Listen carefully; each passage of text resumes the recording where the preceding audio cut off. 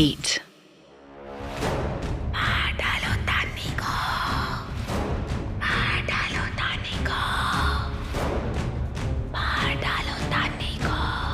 अर्जुन के कानों में लगातार चीनी की आवाज गूंज रही थी। उसके हाथ में तलवार थी और दूसरे हाथ से वो अपने पास खड़े भेड़िए को सहला रही थी। अर्जुन अपनी सोचने समझने की ताकत जैसे खो चुका था। वो जैसे पूरी तरह से चीनी के वश में हो चुका था। उसने तलवार लेने के लिए चीनी की ओर अपना हाथ बढ़ा दिया, मगर तभी रूम की लाइट अचानक ऑन हो गई और अर्जुन के सामने खड़ी चीनी और वो भेड़िया गायब हो गए। अर्जुन चौंक कर इधर उधर देखने लगा। चीनी, चीनी, तुम कहां चली गई? चीनी, वापस मेरे पास आओ। अर्जुन, क्या हुआ तुम्हें? फिर से वही डरावना सपना देखा क्या तुमने? अर्जुन ने देखा कि तान्नी की आंख खुल चुकी थी। उसी ने रूम की लाइट ऑन की थी और वो बहुत वरिड लग रही थी। Arjun, what happened? तुम ऐसे क्यों बैठे हो? और तुम चीनी का नाम क्यों ले रहे थे? क्या तुमने उसे सपने में देखा? सपने में नहीं तान्नी, मैंने उसे सच में देखा। व्हाट? ये तुम क्या कह रहे हो अर्जुन? कहाँ देखा तुमने उसे? यहाँ इसी रूम में, ठीक मेरे सामने खड़ी हुई थी वो, और उसके साथ वो भेड़िया भी था। व्हाट? इट्स इम्पॉसिबल यार अर्जुन। तुम्हें जरूर कोई वहम हुआ है। तुम शायद अभी भी नींद में हो। Please wake up. ये लो, पानी पी लो। नो तान्नी, मैं नींद में नहीं हूँ और कोई वहम नहीं हुआ मुझे। मैं बिल्कुल सच कह रहा हूँ। चीनी अभी थोड़ी देर पहले यहाँ थी। उसने वैसी ही सफेद साड़ी पहन रखी थी। वो भेड़िया भी उसके साथ था, जिसे वो प्यार से सहला रही थी, और वो मुझसे बात भी कर रही थी। तान्नी, अर्जुन की ऐसी बहकी बहकी बातों को सुनकर तान्नी अब बहुत डर गई, जबकि अर्जुन भी अपने रूम में इधर उधर देख रहा था। वो बहुत रेस्टलेस लग रहा था। तभी तान्नी ने आगे बढ़कर उसे अपनी बाहों में ले लिया।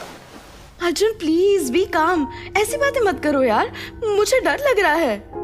ये सब तुम्हारे मन का वहम है। और फिर चीनी यहाँ कैसे आ सकती है?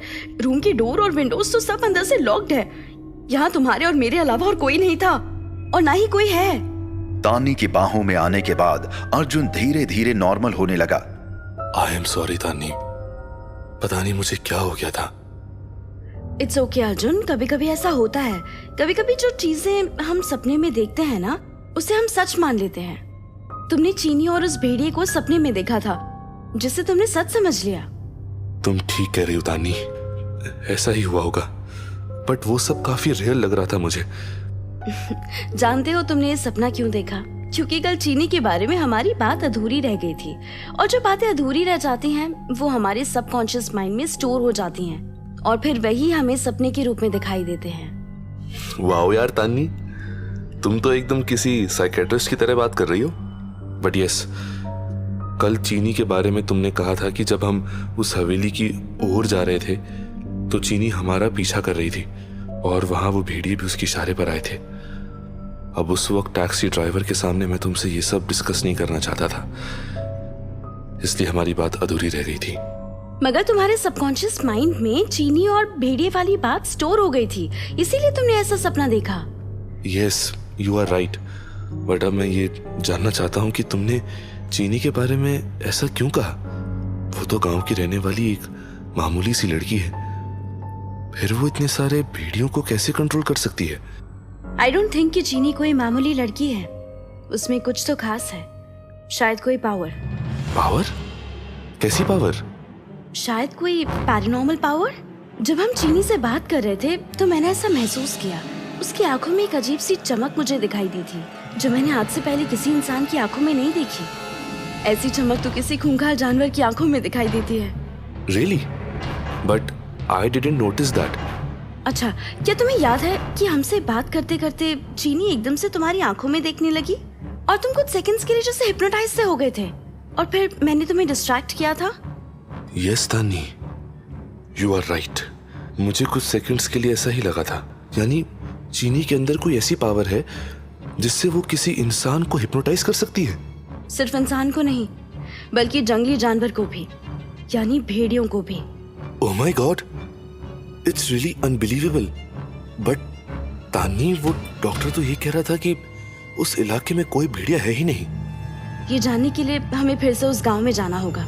लेकिन रात में नहीं बल्कि दिन में। वैसे भी सुबह तो हो चुकी है, तो हमें ब्रेकफास्ट करके फौरन निकलना चाहिए। यस, और क्या पता आज हमें उस हवेली में जाने का मौका भी मिल जाए।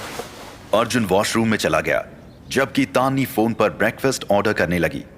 तभी तान्नी को रूम के विंडो के पास कुछ दिखाई दिया। उसने पास जाकर देखा तो वो चौंक गई। ये तो एक इयररिंग है, बट ये मेरा नहीं है। फिर ये कहाँ से आया? खिड़की के पास पड़े उस इयररिंग को उठाकर तान्नी गौर से देखने लगी। अचानक उसे कुछ याद आने लगा। ये इयररिंग मैंने कहीं देखा है। ओह नो, ऐसे इयररिंग तो चीनी ने पहने हुए थे। यानी क्या चीनी सचमुच यहाँ आई थी? It's impossible. लेकिन तभी तान्नी को अचानक एक ऐसी चीज दिखाई दी जिसने उसे बुरी तरह डरा दिया। ओह माय गॉड, ये तो किसी जंगली जानवर के पंजे के निशान है, शायद किसी भेड़िए के। इसका मतलब अर्जुन ने जो देखा था वो सपना नहीं बल्कि सच था। चीनी सचमुच यहाँ थी और उसके साथ वो भेड़िया भी था। But how is it possible?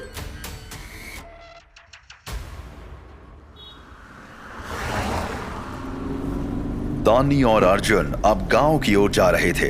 तान्नी को रूम में जो इयररिंग मिला था वो उसने अपने पास छुपा कर रख लिया था।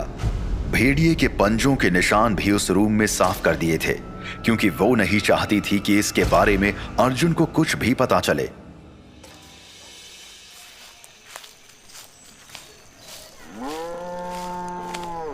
दिन का वक्त था तो गांव में बहुत से लोग दिखाई दे रहे थे। जहां अर्जुन हवेली जाने के लिए डेस्परेट था, तो तान्नी की नजरें चीनी को तलाश कर रही थीं। तभी कुछ गांव वाले उनके पास आए। रुकिए, कौन है आप लोग और यहाँ करने क्या आए हैं? किससे मिलना है आपको? जी मिलना तो किसी से नहीं है, हम तो टूरिस्ट हैं, तो बस ऐसे ही घूम रहे हैं। वैसे हमने सुना है कि यहाँ एक 150 साल पुरानी हवेली है। हाँ है, लेकिन तुम्हें उस हवेली से क्या लेना देना? फौरन यहाँ से वापस चले जाओ।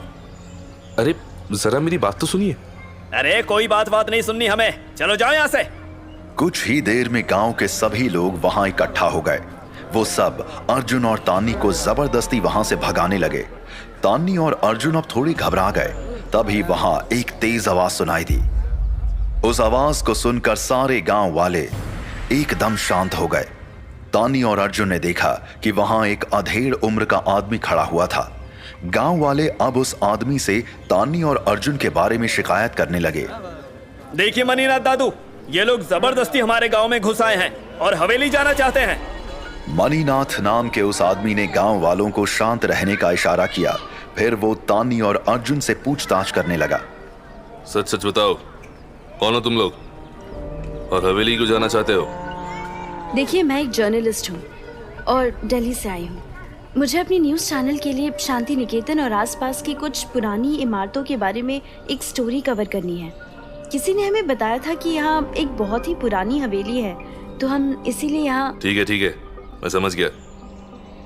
मैं इस गांव का मुखिया हूँ, मनीनाथ सरकार, और मैं उस हवेली का केयर टेकर भी हूँ। लेकिन तुम लोग वो हवेली केवल बाहर से ही देख सकते हो, क्योंकि वो बरसों से बंद है। क्यों बंद है? अगर वो बरसों से बंद है तो फिर आप किस चीज की केयर करते हैं? मैं इस चीज की केयर करता हूँ कि कोई उस हवेली के अंदर ना घुस पाए। लेकिन आप तो उसके अंदर गए ही होंगे। नहीं, मैं तो क्या पिछले 100 सालों में भी कोई उसके अंदर नहीं गया। साल 1920 से वो हवेली ऐसे ही बंद पड़ी है और हमेशा ऐसे ही बंद रहेगी। ये सुनकर अर्जुन बहुत निराश हुआ, लेकिन तान्नी के दिमाग में एक आइडिया था। देखिए मनीना, प्लीज बस आप एक बार हवेली का दरवाजा खोलकर हमें दिखा दीजिए। हम बस ये देखना चाहते हैं कि उसके अंदर ऐसी क्या खास बात है। मैं आपसे रिक्वेस्ट करती हूँ, प्लीज मना मत कीजिए। ये मेरी नौकरी का सवाल है, मैं बहुत दूर से आई हूँ। तान्नी के इतना रिक्वेस्ट करने पर मनीनाथ अब मन ही मन कुछ सोचने लगा था।